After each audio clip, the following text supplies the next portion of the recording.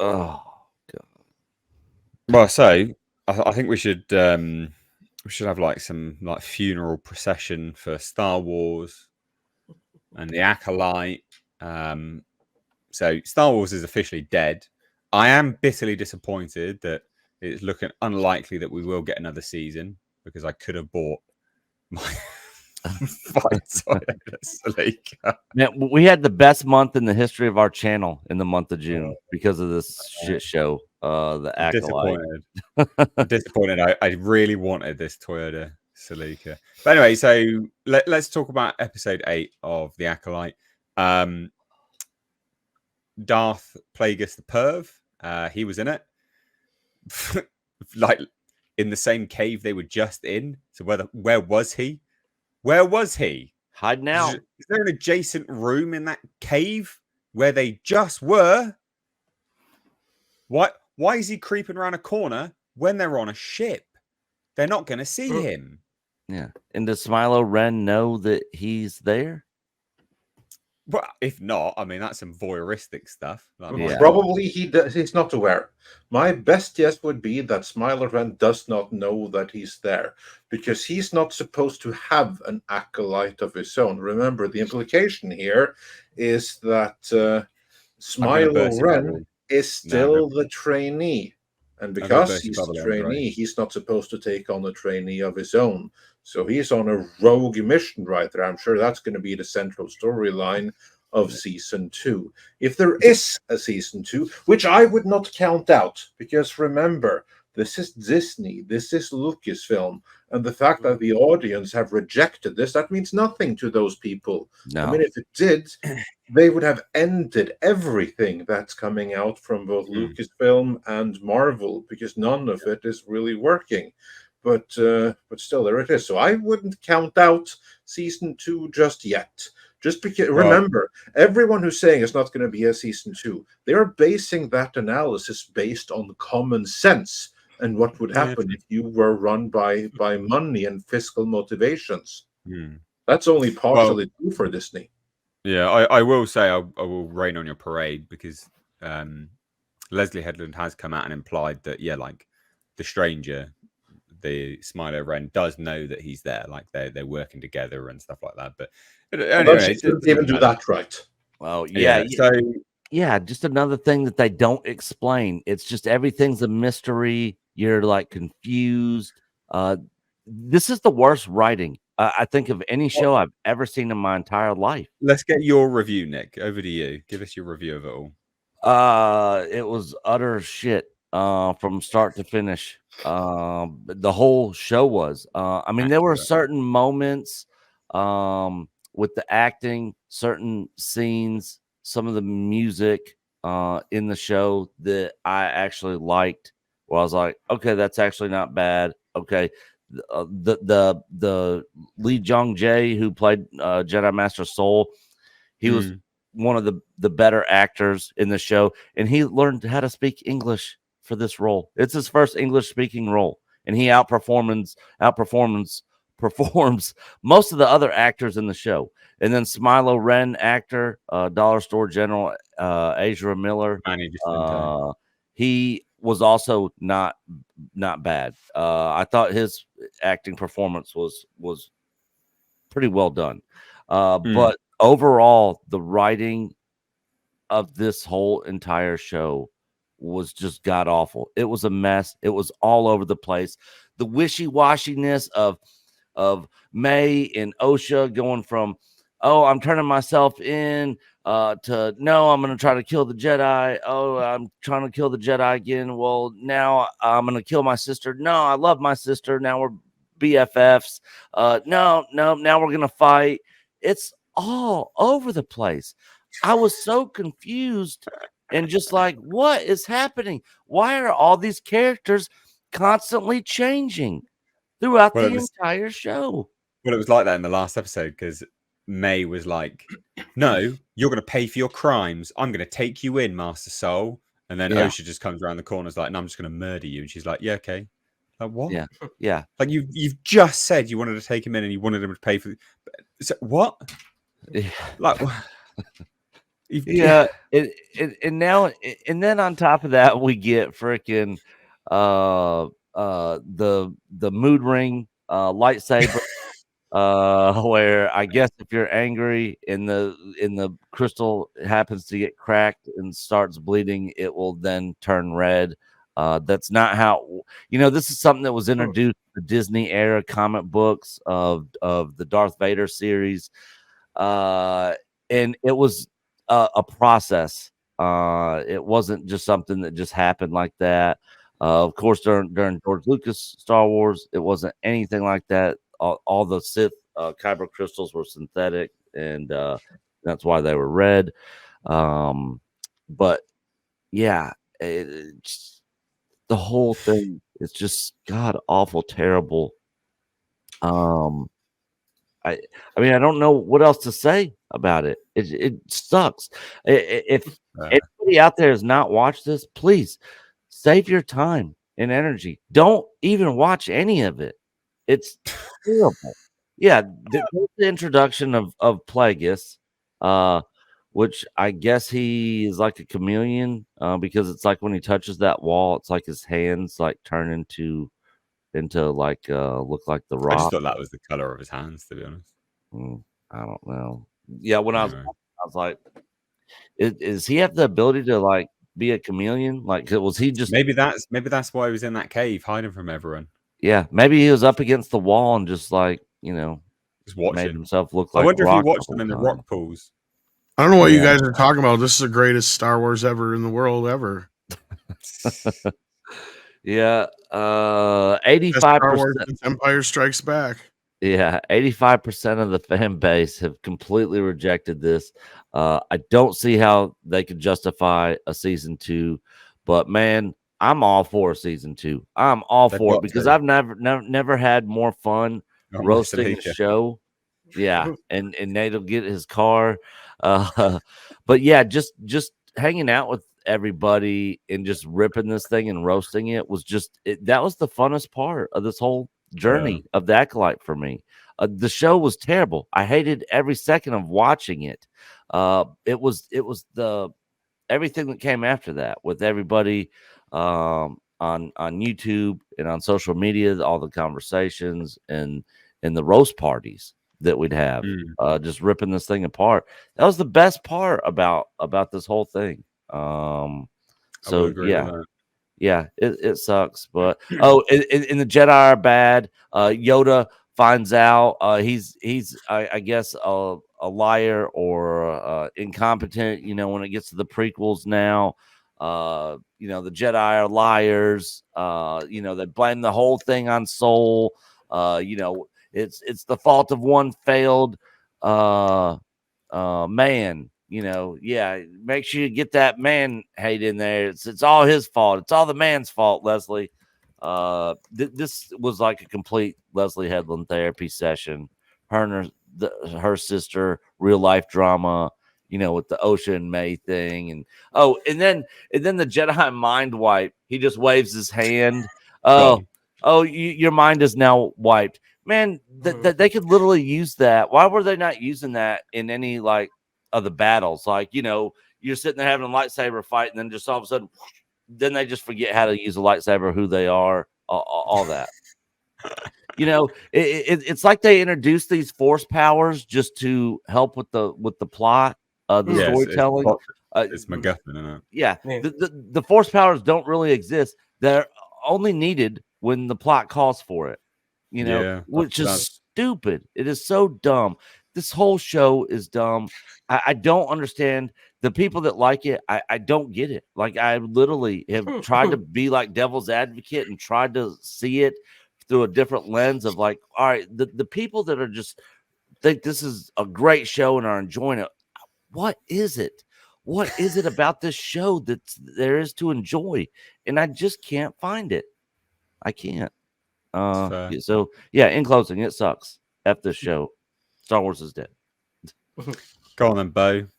I unfortunately subjected you to this utter drivel for the past couple of weeks. Sorry about that. I know You know, I know we're still a member of the ECHR, but don't sue me.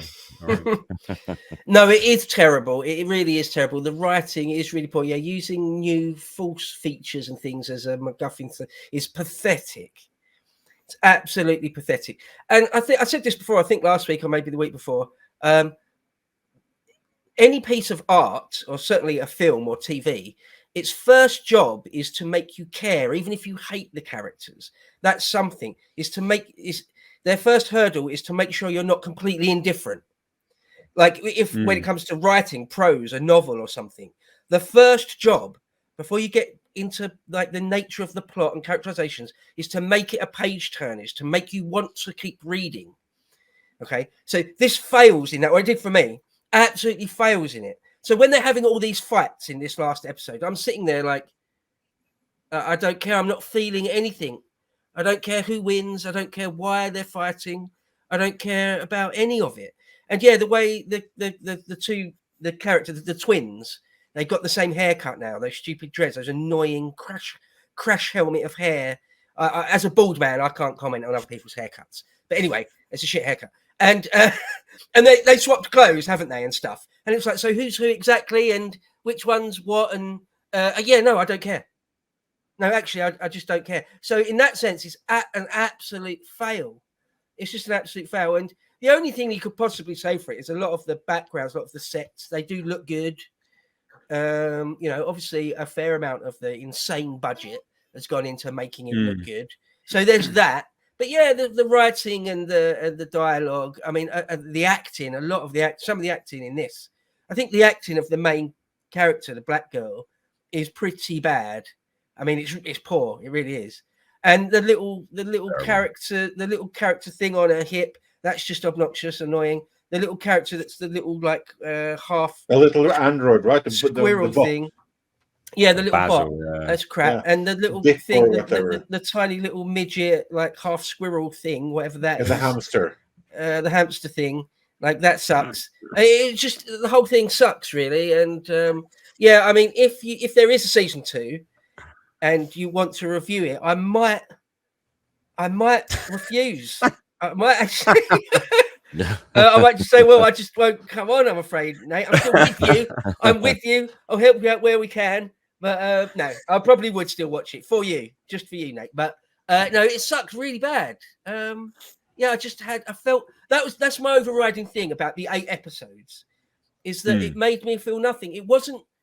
They weren't so bad that I sort of hated them. Like Nick was saying, he sort of enjoys it on some level because it gives him something to rail against. You know, it gives him something to sort of to hate on. I wasn't even feeling that. I was really sitting there with like complete indifference when they're having those couple of fight scenes. It's like I don't care if they're going to throw in that one of the big characters gets killed or something, or there's a twist or something or other, and I'm like, I'm just. So that's my overriding take, is that indifference. I like it. I like just real quick to add before we move on to another panelist thoughts, is that ultimately Plagueis learned all of this, how to create, Anakin from some lesbo space witches. Yeah. So they started the whole thing. It all comes back to the women. Female. Yeah. Yep. They got it. They got their weird sort of masturbatory fan fiction in there. Kathleen Kennedy. Tom, what do you write? Did you watch it? I don't know if you did actually, to be fair, mate. I watched Cobra Kai instead. That's much better choice. Andre, we'll go to you then. Yeah, I saw it. Of course, I had to finish. It's such a relief to be done with it. It's been such suffering to sit through. And in no way do I consider this actual Star Wars. This is just high budget fan fiction. It's the only way that I can see this. I cannot accept this as part of canon, nor should anyone else. It's just shockingly bad in everything, in absolutely everything.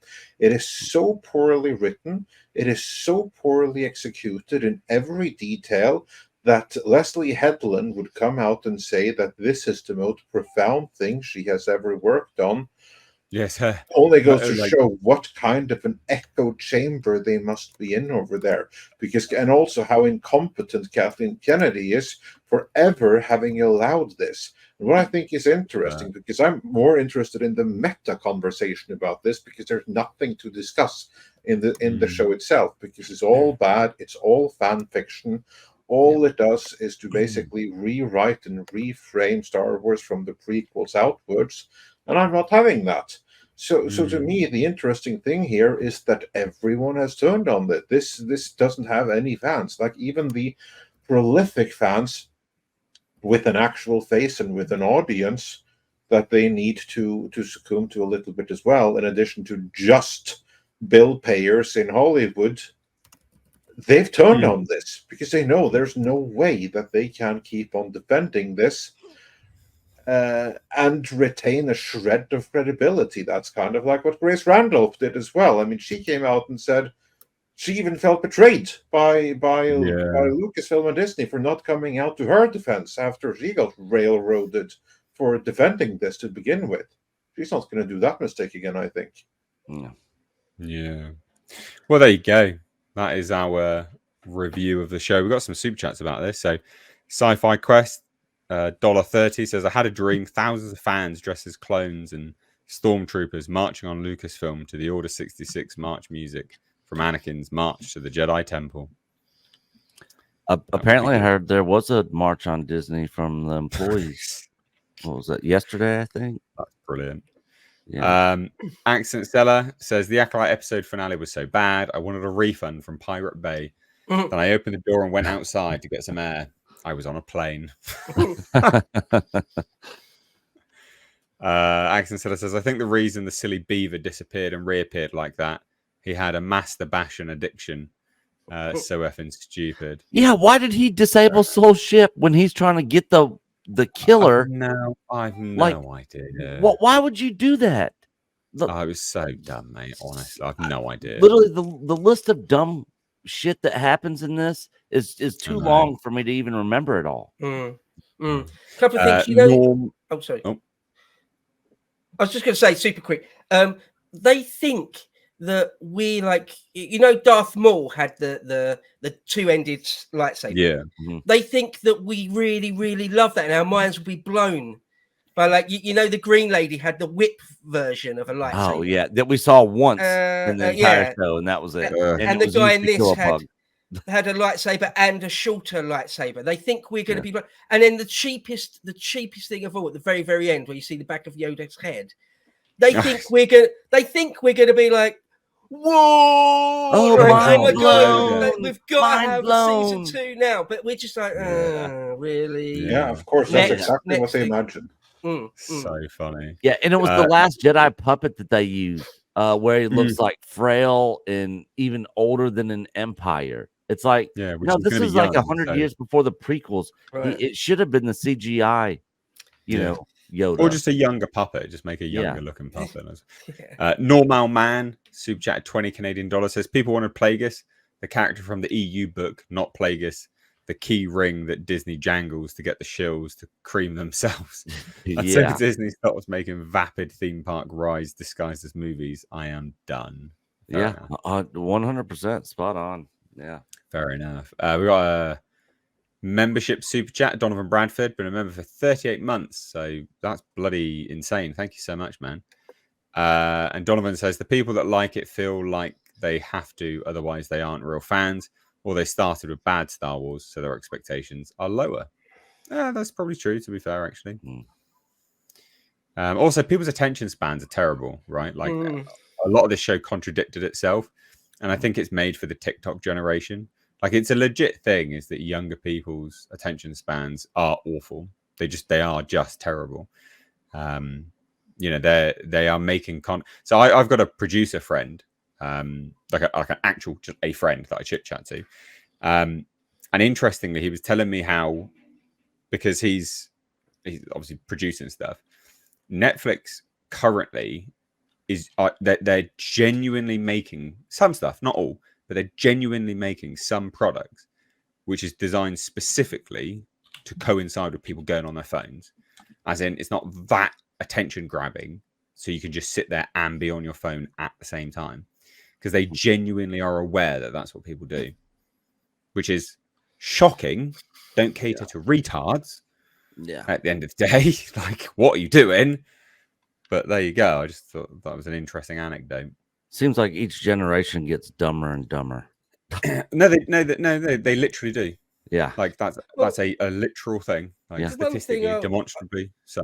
I'll say about that. I think perhaps you'll see like a bifurcation, a split between some people will become more highbrow and more okay with long form content and extremely deep type of content, and a whole set of other people, a whole different cast of society, will only be able to deal with TikTok 30-second stuff. It's not that the whole of humanity uniformly is getting dumber. It's more like a split. I think. Yeah, true. No, I'll go with that. Because there is a massive market for long form content, for deep movies, interesting movies where you have to pay attention, and it is complicated and it is well done. It's just unfortunately it's fewer people, I'm afraid. I actually watched a 6-hour lore breakdown video on Final Fantasy VII one time and watched the whole 6 hours and loved the whole thing. Accent Celis here says, I can't get over the quality difference between Andor and lesbian headlamps, the Acolyte. It's night and day. Andor is the HBO of Star Wars. Love it. So Andor is created.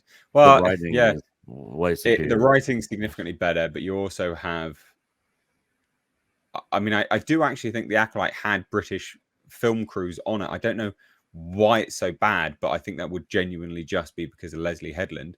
Whereas Tony Gilroy on Andor with an entirely British film crew, pretty much, it is gonna be great. That's a recipe for great success. So, but yeah, interesting.